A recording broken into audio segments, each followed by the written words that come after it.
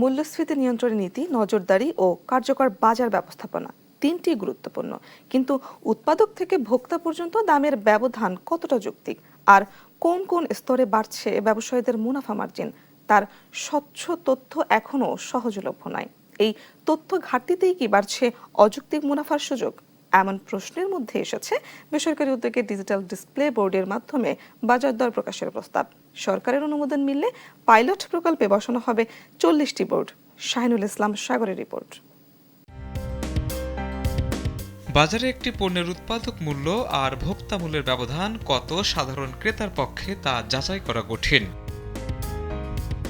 দেশে বাজার ব্যবস্থাপনায় ডিজিটাল মনিটরিং এর পাশাপাশি উৎপাদন ব্যয়, উৎপাদক মূল্য ও ভোক্তা মূল্য সব তথ্যে একসঙ্গে প্রকাশের উদ্যোগ এখনো বড় পরিসরে দৃশ্যমান নয়। এমন বাস্তবতায় ডিজিটাল ডিসপ্লে বোর্ড বসানোর প্রস্তাব দিয়েছে বেসরকারি প্রতিষ্ঠান ZM ইন্টারন্যাশনাল। পেঁয়াজের দাম এত, আলুর দাম এত বা ডালের দাম এত, এর থেকে বেশি রাখলে সে কোনো সময় নষ্ট না করেই একটা কমপ্লেইন করতে পারবে। QR কোডের মাধ্যমে আমরা অ্যাপস তৈরি করেছি, সেই অ্যাপসের মধ্যে সে অটোমেটিক জানিয়ে দিতে পারবে।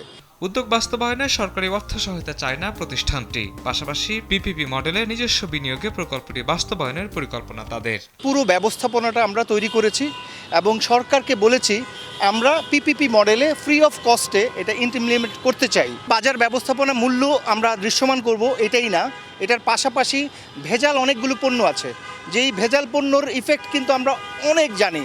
বাজার দর প্রকাশের এই উদ্যোগকে স্বাগত জানিয়েছে ভোক্তা সংগঠন ক্যাব। তাদের মতে দাম প্রকাশ্যে এলে বাড়বে ভোক্তার সচেতনতা, পাশাপাশি বাজারে জবাবদিহিও বাড়বে। যদি আমরা এই ডিজিটাল ব্যবস্থার মাধ্যমে আমরা দ্রব্য মূল্য সেটি সারা বাজার মানে ডাটাগুলো কালেকশন করে এটি যদি আমরা ডিসপ্লে করা যায়, এটার ফলে মানে ভোক্তা সাধারণ সচেতন হবে এবং ব্যবসায়ীরা বিশেষ করে এই যে কারচুপিটা করতে পারবে না। তবে এখানে যেটা চ্যালেঞ্জ, সেই চ্যালেঞ্জটা হলো যে এই ডাটাগুলো কোন সোর্স থেকে আসবে।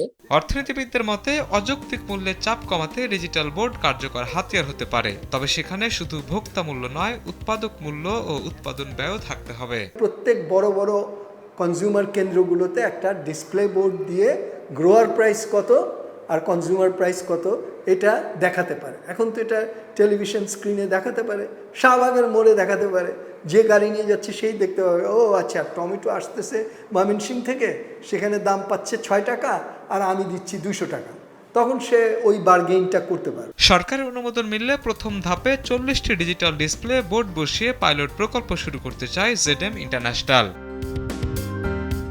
শাহিনুল ইসলাম সাগর, দেশ টিভি, ঢাকা।